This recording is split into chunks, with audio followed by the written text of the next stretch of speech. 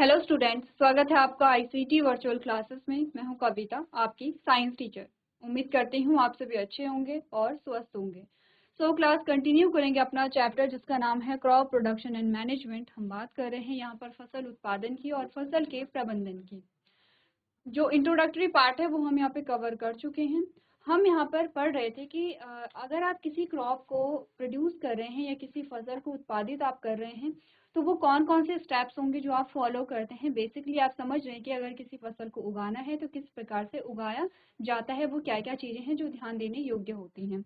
अब ध्यान से देखिए, ये सारी चीजें आपको पता है, बट आपको अपनी चीज को हेडिंग वाइज यहाँ पर क्या करनी है, प्रेजेंट करनी है। ठीक है, टॉपिक क्या आया है हमारा कि कैसे आप किसी क्रॉप को कल्टीवेट कर सकते हैं या किसी क्रॉप को आप कैसे यहाँ पर उगा सकते हैं।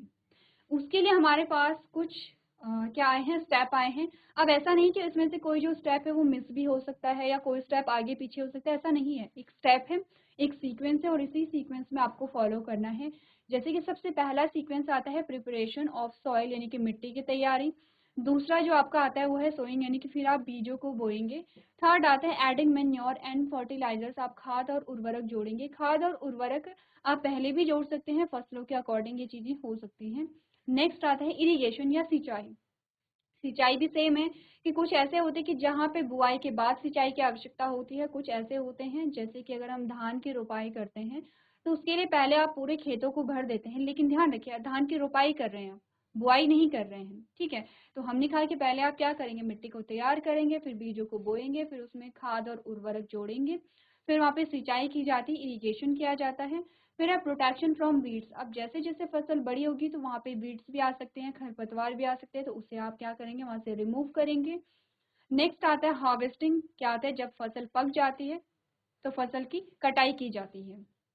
लास्ट आता है फसल की कटाई के बाद आपको मिलता है अनाज, या फिर आपको मिलती है जो भी प्रोडक्ट होता है, जो भी उत्पादन वहां पर हुआ है। आपने कहा वो जो प्रोडक्ट है, वो जो उत्पाद है, उसको आप क्या करते हैं, स्टोर करते हैं, उसका भंडारण करते हैं। तो आपने देखा होगा, हमने कहा क्योंकि पूरे साल में एक ही सीजन ऐसा आता है जहां पर आप धान को बो रहे हैं, या एक ही सीजन ऐसा आएगा जहां पर आप गेहूं को बोएंगे। अब उसके लिए हमें तो पूरे साल भर क्या करनी है, गेहूं और चावल को चलाना है, तो हम क्या कर लेते हैं, उसका स्टोरेज कर लेते हैं, भंडारण कर लेते हैं। ठीक है, आगे बढ़े। सबसे पहला स्टेप देखेंगे जहां पर हम बात करेंगे मिट्टी की तैयारी या प्रिपरेशन ऑफ सॉइल कैसे की जाती है।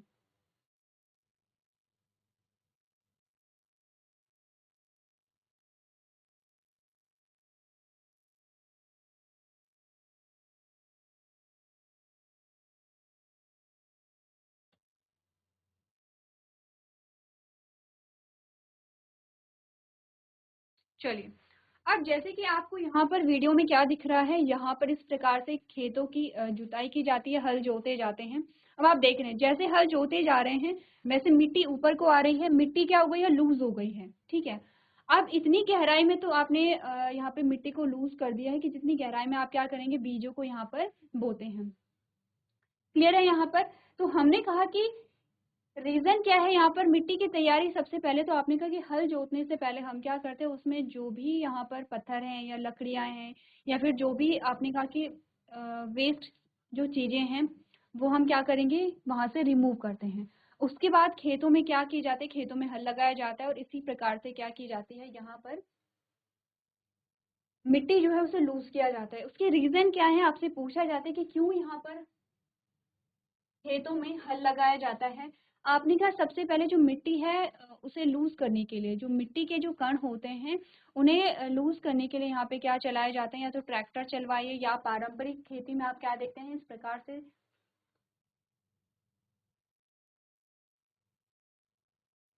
पारंपरिक खेती में आप क्या देखते हैं कि इस प्रकार से हल को जोता जाता है। ठीक है, अब मिट्टी लूज क्यों हो रही है, क्योंकि सबसे पहले तो आपने कहा बीजों को आप बोएंगे। अब आप देख रहे हैं कि आप आसानी से यहाँ पे बीच में बीज डालते चले जाएंगे और क्या होगा, जो बीज है उसकी बुआई हो सकती है। दूसरा आपने कहा गैसेस एक्सचेंज होगा। तीसरा आपने कहा बीज अंदर रहेंगे तो कोई भी यहाँ पे जो पक्षी हैं, कोई भी कीट है, वो बीजों को खा नहीं सकते हैं। चौथा आपने कहा कि यहाँ पर बीज जो है वो मिट्टी के अंदर पानी को आसानी से यहाँ पे क्या कर सकते हैं, एब्जॉर्ब कर सकते हैं। क्लियर है, आगे बढ़े यहाँ पे। चलिए, आपने कहा प्रिपरेशन ऑफ सॉइल में क्या आपने किया है, soil is prepared before sowing the seed, यानी कि बीज बोने से पहले मिट्टी तैयार की जाती है। कैसे? The soil is loosen to increase the absorption of water and manures. आपने कहा पानी और खाद के अवशोषण को बढ़ाने के लिए मिट्टी को ढीला किया जाता है। और ढीला कैसे करेंगे? आपने कहा चाहे आप ट्रैक्टर चलवाएं, चाहे आप हल लगाएं, इस प्रकार से मिट्टी को लूज किया जाता है। नेक्स्ट हमने क्या पढ़ा है, loosening of soil particles add humus and nutrients in the soil that increase crop yield। आपने कहा मिट्टी के कणों को ढीला करने से मिट्टी में ह्यूमस और पोषक तत्व जुड़ते हैं जिससे फसल की पैदावार बढ़ती है। ठीक है, नेक्स्ट हमने क्या कहा, टिलिंग और loosening the soil is done by plough which are pulled by a pair of bulls. आपने कहा हल जोतने या ढीला करने का काम एक जोड़ी बैलों द्वारा खींचे जाने वाले हल से किया जाता है। Tractor driven cultivators are also use to loosen the soil. आपने कहा मिट्टी को ढीला करने के लिए ट्रैक्टर चालित कल्टीवेटर का भी उपयोग किया जाता है। अब जब हम पारंपरिक खेती की बात करते हैं, ठीक है, जब हमने क्या की है यहाँ पे पारंपरिक खेती की बात की, तो इसी प्रकार से हम अपने घरों में देखते हैं कि इसी प्रकार से खेतों को जोता जाता है। अब थोड़ा सा जब एडवांस टेक्निक आए तो आप देखते हैं कि ट्रैक्टर का यूज किया जाता है। आप ट्रैक्टर से थोड़े सी टाइम में आप बहुत ज्यादा जो खेत हैं उन्हें यहाँ पर जोत सकते हैं। तो आपने कहा दोनों चीजें होती है। अगर पारंपरिक खेती है तो आपने कहा आप यहाँ पे क्या करेंगे, बैलों के द्वारा हल लगाएंगे। और अगर थोड़ा सा एडवांस यहाँ पर खेती की बात आती है या फिर जिसके बहुत सारे खेत हैं, कोई जो किसान है वो क्या होते हैं, जैसे फार्मर जो होते हैं वो बड़े स्केल पे फार्मिंग करते हैं, ठीक है, तो वो क्या करते हैं, वो ट्रैक्टर अपने पास रखते हैं। अब अगर हम बात करें जैसे हरियाणा साइड की, ठीक है, या फिर हमने हमने बात की पंजाब साइड की, तो यहाँ पर क्या चलता है, ट्रैक्टर चलते हैं। चलिए, तो पहला स्टेप आपका कंप्लीट हो चुका है। सेकंड हमने कहा एग्रीकल्चरल इम्प्लीमेंट। क्या इम्प्लीमेंट है यहाँ पर, आपने कहा क्या क्या इम्प्लीमेंट है। एग्रीकल्चरल इम्प्लीमेंट की बात करेंगे। एग्रीकल्चर में किन प्रकार के यंत्रों की आप यहाँ पे क्या करते हैं, इस्तेमाल कर रहे हैं, कौन कौन से वो चीजें हैं जो आप यहाँ पे यूज करेंगे। जैसे अभी हमने हल की बात की है, आप कुदाल की बात करते हैं, आप दरांती की बात करते हैं। इसी प्रकार से कौन कौन से वो यंत्र हैं जो आप कृषि में यूज करते हैं, या कौन कौन से उपकरण हैं जो आप यहाँ पे यूज करेंगे। तो आपने कहा what are agricultural implement. Agricultural implement क्या होता है, आपने agricultural implements are tools which are required to carry out agricultural practices। आपने कहा कृषि उपकरण ऐसे उपकरण हैं जिनकी कृषि पद्धतियों को करने के लिए आवश्यकता होती है। There are a number of agricultural implements used in today's farming activities। आज की कृषि गतिविधियों में उपयोग किए जाने वाले कई कृषि उपकरण हैं, ठीक है।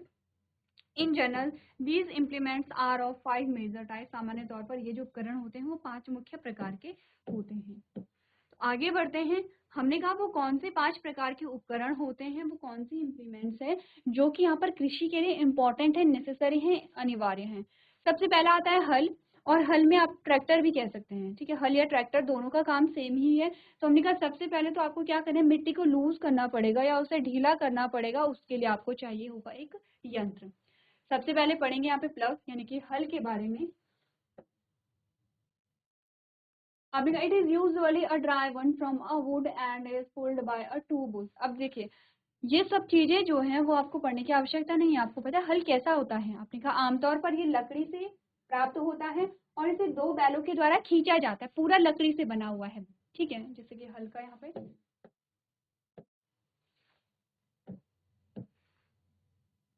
ये हमारे पास हल आता है, ठीक है, पूरा लकड़ी से बना है। और एक जो साइड है जो क्या करेगा, मिट्टी को यहाँ पर खोदने का काम करेगा, मिट्टी को ढीला करने का काम करेगा। ये बना होता है किससे, लोहे से, ठीक है, या मेटल से या लोहे से ही बनता है। तो ये बना होगा लोहे से। किसके द्वारा खींचा जा रहा है, बैलों के द्वारा खींचा जाता है। तो देखिए ये वाला जो एरिया है, ये वाला जो एरिया है, ये दोनों बैलों के कंधों पे रखा जाता है। ये वाला जो एरिया है वो ये है, ठीक है। और ये जो एरिया है ये नीचे, यहाँ पे ये नीचे मिट्टी में है। जैसे कि अगर आप अभी आपने एक वीडियो देखी थी, इस वीडियो में देखिए,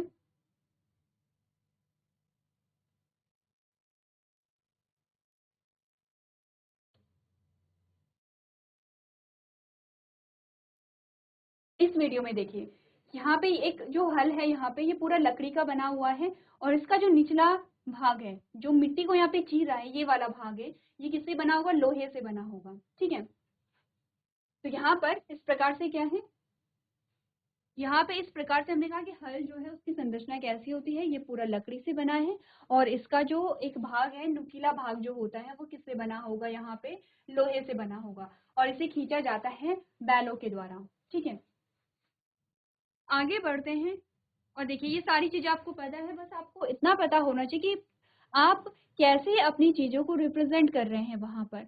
आपने अगर हल के बारे में बताना है तो आप हल के बारे में कैसे बताएंगे? तो सीक्वेंस वाइज आपको अपना आंसर लिखना आना चाहिए। बाकी सारी चीजें हमें आती है। यहाँ पे आपने कहा, it has been used since the ancient time for tilling, turning the soil and adding a fertilisers. आपने कहा इनका उपयोग प्राचीन काल से किया जा रहा है।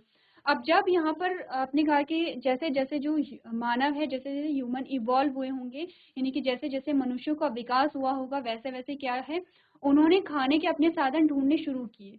क्योंकि शुरुआती जो मानव था वो अपने भोजन के लिए वो भोजन पकाता नहीं था। ठीक है, सबसे पहले वो अपना भोजन जो है वो मांस खाकर प्राप्त करता था। वो मांस को खाएगा और वही उसका भोजन था। तो हम कह सकते हैं कि उस टाइम पे वो कैसे थे? कार्निवोर से या मांसाहारी थे। ठीक है, अब धीरे धीरे जैसे मनुष्य इवॉल्व हुआ है, जैसे जैसे उसने अपने दिमाग का यूज किया है, अब वो अपने लिए और ज्यादा फूड के सोर्सेस ढूंढने लगा। ठीक है, और क्या स्रोत हो सकते हैं भोजन के, वो ढूंढने लगा है। तो क्या हुआ होगा? आपने कहा कि उसने सबसे पहले फल यहाँ पे खाने शुरू किए होंगे, जो पेड़ों पे फल लगते हैं। हो सकता है उसने पत्तियां खानी शुरू की होंगी। उसने देखा होगा कौन सी पत्ती कैसी है, टेस्टी है या नहीं है। जैसे कि आप क्या खाते हैं? राई खाते हैं, पालक आप खाते हैं, पत्ता गोभी आप खाते हैं, सारी क्या है? पत्तियां हैं। प्याज आप खाते हैं, वो भी पत्ती है। तो इस प्रकार से क्या हुआ होगा, जो चीजें हमारे पास आज आई हैं कि हमें ये खाना है, हमें ये नहीं खाना है, ये उस टाइम का एक्सपेरिमेंट रहा होगा मानव के द्वारा, जो कि आपने कहा कि प्री प्लान नहीं था। ऐसा नहीं था कि उन्होंने सोचा होगा कि वो एक हर एक चीज को टेस्ट करेंगे, हर एक चीज को चेक करेंगे और देखेंगे कि कौन से खाने योग्य चीजें हैं, कौन सी खाने योग्य चीजें नहीं हैं। उन्होंने क्या कि हुआ होगा कि वो सबसे पहले मांस पे आश्रित थे। धीरे धीरे मनुष्यों की संख्या बड़ी होगी। ठीक है, और जब मनुष्य की संख्या बड़ी होगी तो भोजन के लिए, फूड के लिए कंपटीशन हुआ होगा, मांस के लिए कंपटीशन हुआ होगा। अब मांस इतनी इजीली उन्हें नहीं मिल रहा है, तो उन्होंने पेड़ों पे लगे जो फल होंगे उन्हें टेस्ट किया होगा। ठीक है, उन्हें अच्छा लगा तो उन्होंने उसे खाना शुरू किया।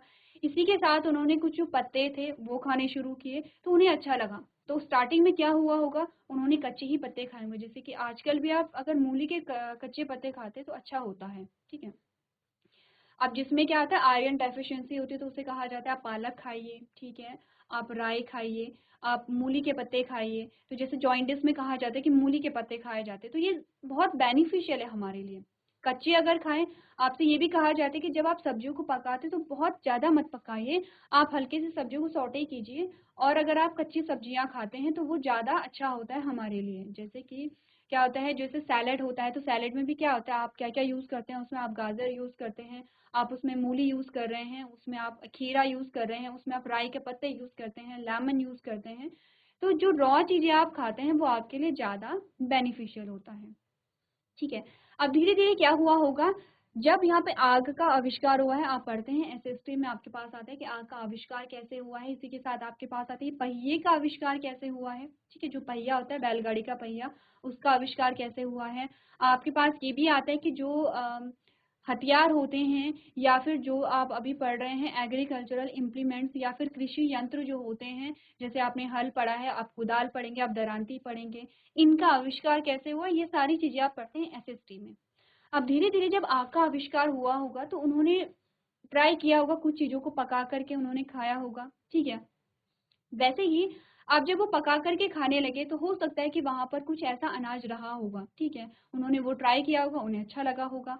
अब यहाँ पर उस टाइम का जो मानव था, उस वो कैसा था, एकदम शार्प माइंडेड था। ठीक है, आज के कंपैरिजन में अगर हम कहें तो उस टाइम का जो मानव था वो शार्प माइंडेड रहा होगा। तभी उसने क्या किया, इतनी सारी जो चीजें हैं उनको डिस्कवर किया। अभी हमारे पास सारी चीजें हैं, ठीक है, सारे साधन हैं, और उस टाइम पे उनके पास कोई साधन ना होते हुए भी इतनी सारी चीजें जो है वो उन्होंने डिस्कवर किया, इवॉल्व की है। अब क्या हुआ था, जब उन्होंने देखा कि ये चीजें हमें और चाहिए, तो उन्होंने ऑब्जर्व किया होगा कि छोटे छोटे पौधे हैं, फिर वो बड़े हो रहे हैं, फिर उनपे बीज लग रहे हैं, फिर बीज नीचे गिरे होंगे, फिर उन्होंने देखा होगा कि फिर से पौधे उग रहे हैं। तो अब वो सीख गए हैं यहाँ पर कृषि करना, वो सीख गए हैं कि बीजों को बो करके नए पौधे बन सकते हैं। तो इन सभी चीज़ों के लिए जैसे जैसे डेवलपमेंट हुआ, ये नहीं है कि ये चीज़ें सडन हुई कि एक दिन मनुष्य को ध्यान आया कि चलो आप मांस नहीं खाएंगे, आप फ्रूट खाएंगे, वेजिटेबल्स खाएंगे और अनाज उगाएंगे, और उसी दिन से उसने अनाज उगाना शुरू कर दिया। नहीं, ऐसा नहीं होता है। ये बहुत सालों सैकड़ों वर्षों तक की ये प्रोसेस होती है। यहाँ पे 1000 साल लग जाते हैं इन सारी चीज़ों को इवॉल्व होने में। तो बहुत टाइम लगा होगा। एट लास्ट मनुष्य ने क्या किया है, ह्यूमन ने यहाँ पर अब जो फसल उगाना सीखा, ठीक है। जब उसने फसल उगाया होगा तो अब उसे पता है कि क्या क्या उसे करना है, प्रोसेस उसने देखी होगी। उसे इतना पता है कि अगर उसे बीज को बोना है तो उसे मिट्टी को खोदना पड़ेगा। अब मिट्टी को खोदने के लिए फॉर एग्जांपल हम मान लेते हैं कि पहले कुदाल उसने बनाई होगी, तो उसने देखा कि कुदाल से अगर वो पूरा खेत खोदेगा तो बहुत टाइम लग रहा है। अब उसने क्या कर दिया है, हल को बनाया।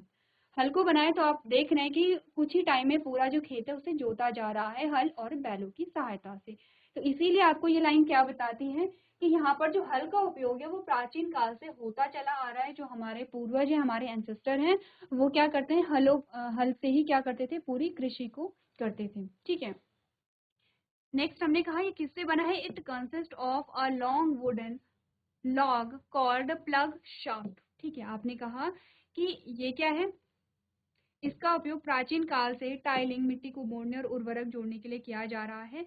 इसमें लकड़ी का एक लंबा लट्ठा होता है जिसे हल शाफ्ट हम क्या कहते हैं, ठीक है। It has a strong triangular iron strips known as a ploughshare. आपने कहा कि इसमें एक मजबूत त्रिकोणीय लोहे की पट्टी होती है जिसे हल के फाल के रूप में जाना जाता है, जो क्या करता है, मिट्टी को यहाँ पे क्या कर रहा है, मिट्टी को खोदने में मदद कर रहा है। नेक्स्ट हमने क्या बोला, the other and is connected to a beam that is then placed on the bull's neck। हमने कहा इसका दूसरा सिरा एक बीम से जुड़ा होता है जिससे बाद में बैल की गर्दन पे रखा जाता है। However, the wooden plug are now substituted by iron plug and it is drawn by a tractor। आपने कहा हालांकि लकड़ी के हलों को अब लोहे के हलों के द्वारा प्रतिस्थापित कर दिया गया, यानी कि अब लकड़ी के हलों की जगह अब क्या होते हैं, आयरन के हल आ गए हैं और उन्हें बैलों की जगह ट्रैक्टर के द्वारा खींचा जाता है। तो अब यहाँ पे जैसे जैसे आपने कहा एडवांस होती चली जा रही हैं चीजें, वैसे वैसे चीजें रिप्लेस होती चली जा रही हैं। अब आप सभी ने हल देखा है, आप सभी को पता है हल कैसे बना है, लेकिन आपको आंसर कैसे करना है, आप एक बार इसे पढ़ेंगे और हल का डायग्राम भी बनाना मस्ट है। यहाँ पर आप लोग क्या करेंगे, जो भी यंत्र आप पढ़ेंगे उनका डायग्राम भी आप अपनी कॉपी में नोट करेंगे। आपने पहले नोट्स बनाए होंगे तो नोट्स आप सामने रखेंगे, दोबारा आपको नोट करने की आवश्यकता नहीं है। अगर आप रफ में यहाँ पे प्रैक्टिस करना चाहते हैं तो आप कर सकते हैं।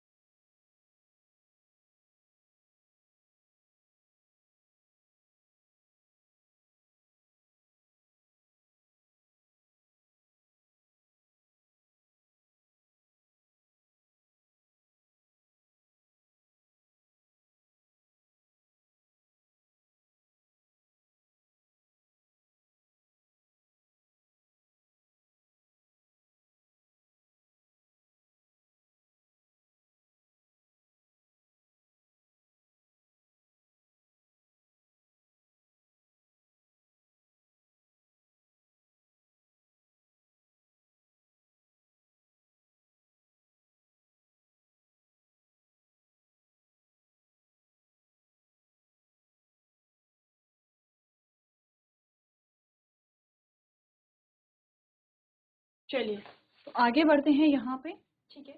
ये आपके पास डायग्राम आता है, एक बार आप लोग देख लीजिए।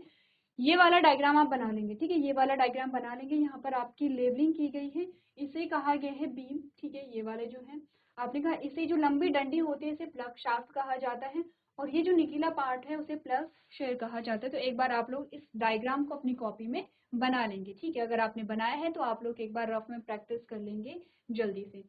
तो पहला हमने पढ़ा है यहाँ पर हल के बारे में, ठीक है। पहला जो यहाँ पे उपकरण आता है एग्रीकल्चर में वो है हल या ट्रैक्टर, ठीक है, दोनों ही इसमें आएंगे। सेकंड आता है वो यानी कि कुदाल। अब क्या काम होता है कुदाल का, अब आप सोचेंगे कि हमारे पास वो हल आ गया था, कुदाल का क्या काम होगा? ध्यान रखिए, जब यहाँ पर आपने बुआई की, ठीक है, अब इस पे गुड़ाई भी की जाती है। आपने देखा होगा कि गुड़ाई करते हैं जब फसल जो है वो छोटी-छोटी रहती है, तो उसमें क्या होता है, गुड़ाई की जाती है, जिससे कि फिर से सेम वही होगा। जो कुदाल का यहाँ पे फंक्शन है, जो आपने हल का फंक्शन देखा था, वही सेम कुदाल का भी है। बट कुदाल को आप कब चलाएँगे? जब यहाँ पर आप फसल बो चुके हैं, फसल में छोटे-छोटे पौधे भी यहाँ पर बन चुके हैं फसल के, ठीक है? यहाँ पर मिट्टी को लूज करने के लिए गुड़ाई की जाती है। आप अपने घरों में देखा होगा, तो गुड़ाई से क्या होता है कि जो फसल जिस मिट्टी में उग रही है उसे लूज किया जाता है, जिससे कि सेम वही चीज है कि एयर पास करने में, या आपने कहा कि जो पौधे हैं उन्हें अच्छे से क्या मिले, वहाँ पे पानी को वो एब्जॉर्ब कर सके, उनकी जो जड़ें हैं वो अच्छे से वहाँ पे ग्रो हो सके। यानी कि मिट्टी अगर टाइट हो जाती है तो उसे लूज वहाँ पर किया जाता है। अब अगर यहाँ पर आपने कहा फसल उग चुकी है, छोटे-छोटे पौधे हैं, अगर वहाँ पर हल चलाएँगे तो पूरे जो पौधे हैं वो उखड़ जाएँगे, ठीक है? आपने वीडियो में देखा किस प्रकार से हल को यहाँ पे जोता जाता है, तो उसी प्रकार से हमने कहा कि यहाँ पर अब क्या करेंगे, हल की जगह कुदाल का प्रयोग करेंगे। तो आपने क्या पढ़ा? आपने कहा how has been used since the ancient times for cultivation purpose. आपने कहा कुदाल का उपयोग प्राचीन काल से खेती के उद्देश्य के लिए किया जा रहा है। It consists of a long rod, wood and is pulled by the animals। आपने कहा इसमें लकड़ी की एक लंबी छड़ी होती है जिसे जानवर खींचते हैं। अब ध्यान रखिए, इतना ऐसा नहीं है कि आपको एज इट इज ऐसा डायग्राम बनाना है। जो पारंपरिक खेती होती है उसमें आपने कुदाल देखी होगी, उसमें इस प्रकार से कुदाल होती है, ठीक है।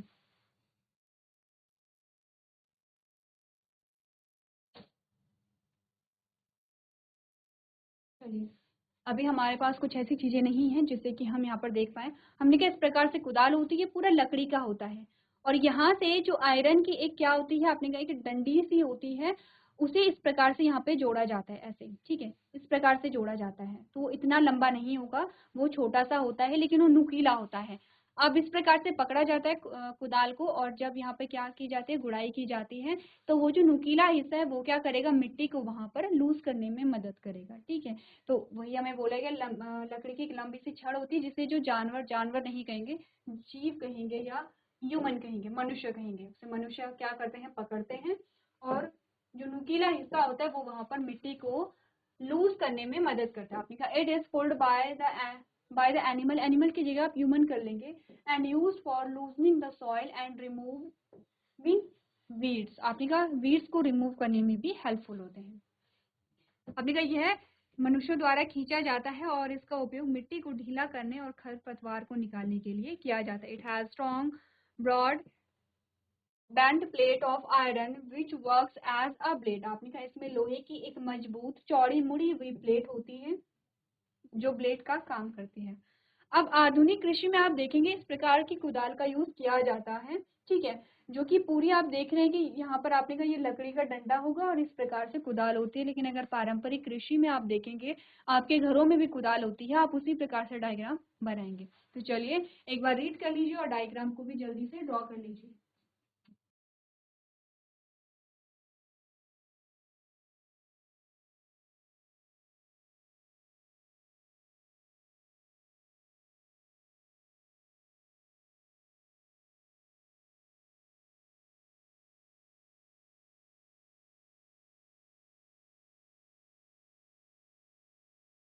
चलिए आगे बढ़ते हैं। जो अगला हमारे पास यंत्र आता है वो है यहाँ पर कल्टीवेटर, ठीक है। कल्टीवेटर में क्या क्या चीजें हमने पढ़ी, आपने कहा a plug attached to a tractor is called a cultivator. This reduce our labor and save time.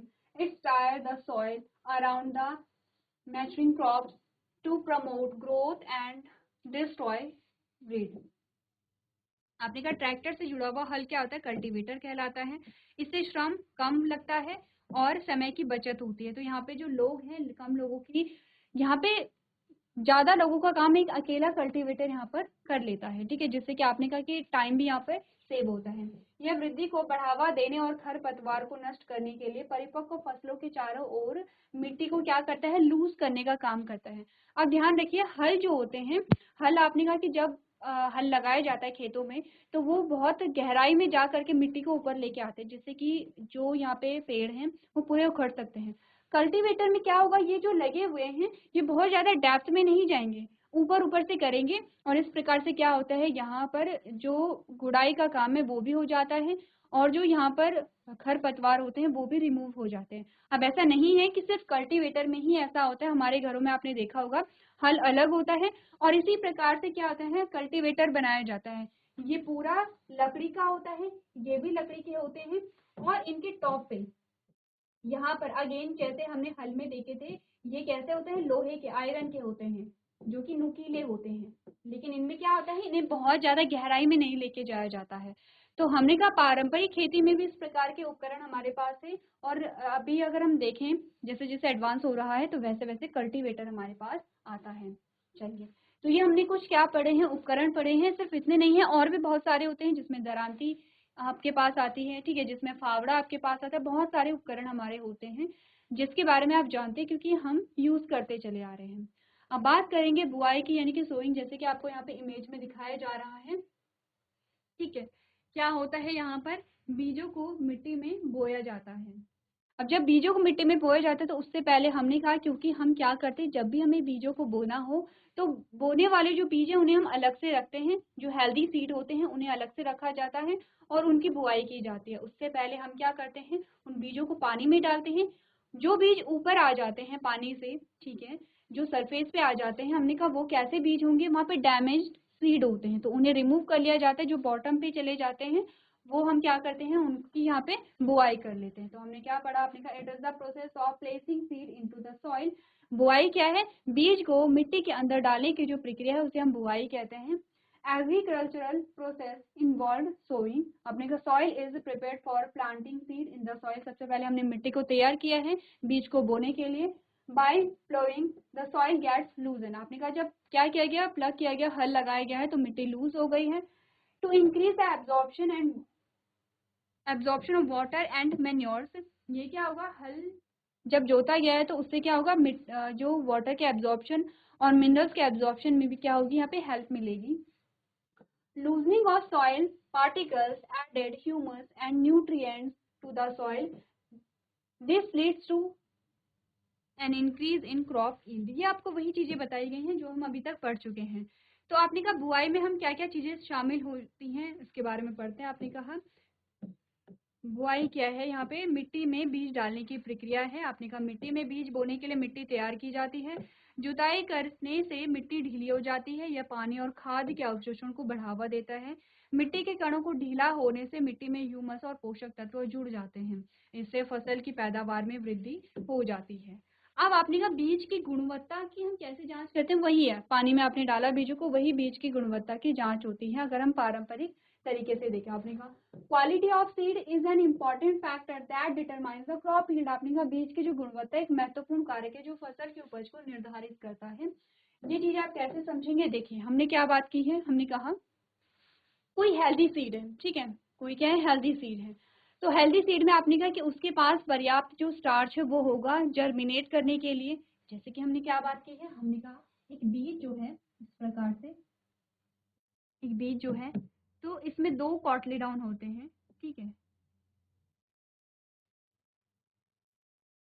आपने कहा ये हेल्दी सीड है। हेल्दी सीड में यहाँ पर पूरा क्या भरा हुआ है, जर्मिनेशन के लिए आपने कहा फूड भरा हुआ है, यहाँ पर पूरा फूड भरा हुआ है। इससे क्या होगा, जर्मिनेशन होगा। जर्मिनेशन से क्या होगा, आपने कहा नीचे जो है, नीचे जो है वो रेडिकल है, रेडिकल से बनेगी रूट, ऊपर जो है प्लूम्यूल, प्लूम्यूल से बनेगा शूट। एक है डैमेज सीड, जो है डैमेज का मतलब है कि वो क्या है, खाया हुआ बीज है। यहाँ पे इस प्रकार से होल दिखता है आपको, ऐसे होल है, ठीक है, यहाँ पर इस प्रकार से होल है। इसके कॉटलीडॉन को अगर देखा जाए तो आपने कहा कि यहाँ पे जो फूड है वो पूरा नहीं होगा। क्यों नहीं होगा, क्योंकि यहाँ पर जो कीड़े हैं, कीड़ों ने पहले ही इस फूड को खा लिया है, तो जो फूड है वो थोड़ा थोड़ा सा यहाँ पर बचा होगा। अब दोनों के कंपैरिजन में हमने कहा ये अच्छे से ग्रो करेगा, इसमें अच्छे से जड़ निकलेगी, अच्छे से शूट निकलेगा। कुछ कुछ ऐसे बीज होते हैं अगर आपने डैमेज्ड सीड को यहाँ पे बो दिया है, जो खराब बीज होते हैं उन्हें बो दिया जाता है, तो कई बार हम देखते हैं कि वहां से पौधे ही नहीं निकलते क्योंकि जर्मिनेशन हुआ ही नहीं है, क्योंकि इनके अंदर जो फूड था वो कीड़ों ने पहले ही खा लिया है। इसीलिए बीज की गुणवत्ता जो है वो आपको निर्धारित यहाँ पर करनी पड़ती है। नेक्स्ट हमने कहा selection of good seed is done by putting the seed in water. आपने कहा अच्छे बीजों का चयन बीजों को पानी में डालकर किया जाता है। The dead and damaged seed become hollow and float on the water whereas the good seed sink. आपने कहा कि जो मृत और क्षतिग्रस्त बीज खोखले होकर पानी में तैरने लगते हैं, जबकि अच्छे बीज होते हैं वो पानी में डूब जाते हैं। अब जो डूबे हुए बीज हैं उनको आप क्या कर देंगे, बो देंगे। तो चलिए एक बार देखिए किस प्रकार से आप क्वालिटी चेक करेंगे।